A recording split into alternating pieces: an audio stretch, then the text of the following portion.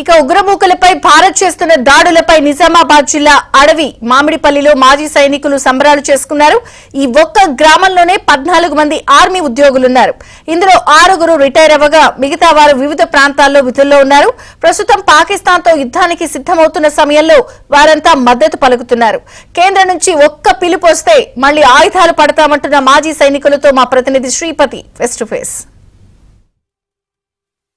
భారతదేశంలో ఉగ్రమూకల దాడిపై ప్రభుత్వం ధీటైన సమాధానం ఇస్తోంది. ఇండియన్ ఆర్మీ పాకిస్తాన్ పై విరుచుకుపడుతోంది. అలాగే పాకిస్తాన్ నుంచి వస్తున్న కవ్వింపు చర్యలకు ధీటుగా సమాధానం ఇస్తోంది. ఇలాంటి పరిస్థితుల్లో నిజామాబాద్ జిల్లాలో ఉన్న మాజీ సైనికులు, ప్రస్తుతం విధుల్లో ఉన్న సైనికులంతా కూడా గర్విస్తున్నారు. భారతదేశం చేస్తున్న పాక్ పై చేస్తున్న యుద్ధానికి, అలాగే పాక్ పై చేస్తున్న దాడికి తాము అండగా ఉన్నామని చెప్తున్నారు. ప్రస్తుతం మనం మాక్లూరు మండలం అడవి మామిడిపల్లి గ్రామంలో ఉన్నాం. ఈ గ్రామానికి సంబంధించి 14 మంది వ్యక్తులు ప్రస్తుతం సైన్యంలో ఉన్నారు. అంటే వారంతా కూడా సైనికులుగా సేవలు అందిస్తున్నారు. అయితే ఇందులో ఇప్పటికీ 6 రిటైర్ అయ్యి ప్రస్తుతం గ్రామాలకు చేరుకున్నారు, గ్రామంలో ఉన్నారు. అయితే రిటైర్ అయిన ఆర్మీ సైనికులు ఏమనుకుంటున్నారు, వారితో మాట్లాడే ప్రయత్నం చేద్దాం. అన్న చెప్పండి, ఇప్పుడు పాకిస్తాన్తో కవ్వింపు చర్యలు జరుగుతున్నాయి, యుద్ధ వాతావరణం నెలకొంది, భారత్ కూడా ఆపరేషన్ సింధూర్ సక్సెస్ చేసింది. మీరు ఎలా ఫీల్ అవుతున్నారు ఒక మాజీ సైనికుడిగా? ఈ సింధూరు అనే విధానాన్ని అది హిందువుల పైన జరగడం చాలా బాధగా ఉంది. కానీ మేము రిటైర్ అయ్యి 4 years అవుతుంది. ఈ యుద్ధంలో మేము పాల్గొంటే చాలా బాగుండేది అనిపిస్తుంది.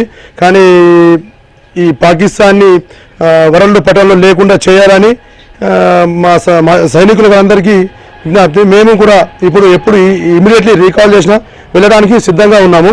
మీరు సైనికుడిగా పనిచేసినప్పుడు ఏ ప్రాంతంలో పనిచేశారు? అప్పుడు ఎలాంటి వాతావరణం ఉంది అక్కడ? నేను ఫస్ట్ జమ్మూ కాశ్మీర్లో చేశాను. జమ్మూ కాశ్మీర్లో ఉన్నప్పుడు అక్కడ 2005 నుంచి 2009 దాకా అక్కడ నిధులు నిర్వహించాను. అయితే ఇప్పుడు పాకిస్తాన్ కూడా మనకు కవింపు చర్యలు చేస్తుంది, అంటే యుద్ధంకి సిద్ధమవుతున్న వాతావరణం కనిపిస్తుంది. భారతదేశం కూడా ధీటైన సమాధానం ఇస్తుంది. ఒకవేళ మీకు అవకాశం ఇస్తే, లేదు మీరు వెళ్ళాలనుకుంటే ఎలా ఉండబోతుంది అంటే మీ ఆలోచన? యాక్చువల్గా ఇప్పుడు ఇంతకుముందే వాట్సాప్లో మెసేజ్ వస్తున్నాయి. మాజీ సైనికులు అంతా అలర్ట్గా ఉండాలి. ఎప్పుడు మెసేజ్ వచ్చినా కూడా వాళ్ళు బ్యాగులు చదువుకొని ఇమీడియట్లీగా వాళ్ళ రికార్డులో రిపోర్ట్ చేయాలని చెప్పి వాళ్ళ వాట్సాప్లో నడుస్తున్నది. మేము ఇప్పుడు కూడా సిద్ధంగా ఉన్నాము ఇమీడియట్లీ వెళ్ళడానికి. దేశం గురించి, ధర్మం గురించి మేము వెళ్ళవేళలా ఇంకా ముందు వెళ్తూనే ఉంటాం.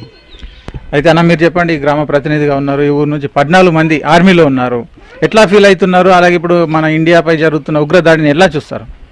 చాలా గర్వంగా ఫీల్ అవుతున్నాం. ఎందుకంటే ఇప్పుడు నరేంద్ర మోడీ గారు ఏదైతే ఆపరేషన్ సింధూర్ అనేది చాలా గర్వకారణంగా ఈ మిషన్ను ప్రారంభించడం జరిగింది. ఏదైతే మొన్న అమాయకులైనటువంటి వాళ్ళ ప్రాణాలు తీయడము, వాళ్ళ సింధూరాన్ని జరిపేయడం అనేది మామూలుగా హిందుస్థాన్లో ఉన్నటువంటి ప్రతి ఒక్కరు కూడా జీర్ణించుకోలేదు.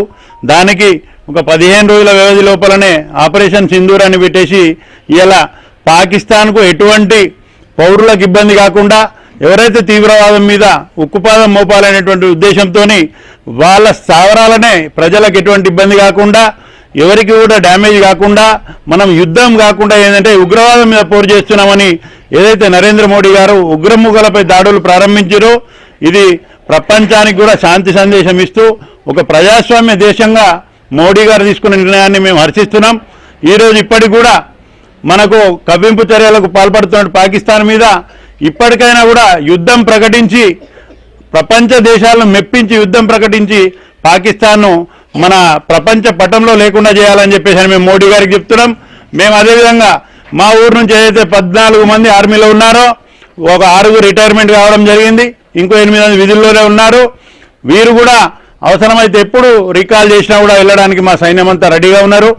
అది కాకుండా మా గ్రామం నుంచి ఇంటికొక పౌరుడు కూడా యుద్ధం చేయడానికి వస్తామని చెప్పి మేము అడవి మామిడిపల్లి గ్రామం తరఫున మేము మోడీ గారికి చెప్తున్నాం.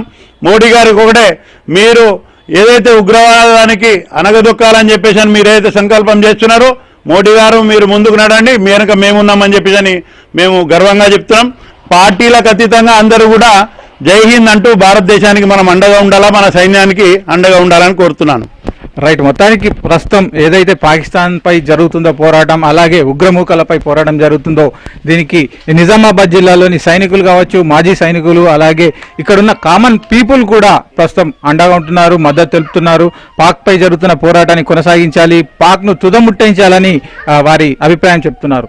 వీడియో జర్నలిస్ట్ అనిల్తో శ్రీపతి, ఏబీ ఆంధ్రజ్యోతి, నిజామాబాద్.